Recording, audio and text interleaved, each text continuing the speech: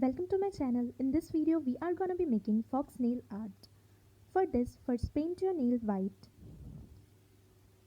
Now using thin paint brush in orange color, join two curved lines from side to tip of your nail.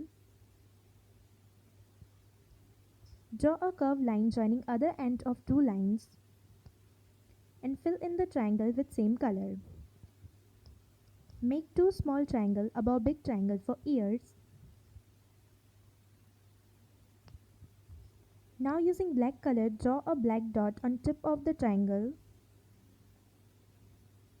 Draw two more dots for eyes.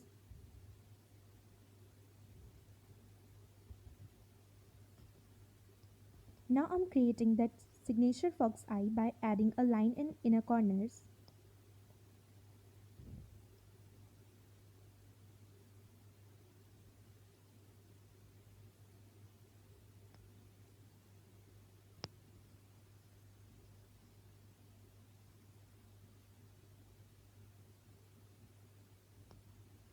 Here are some final results.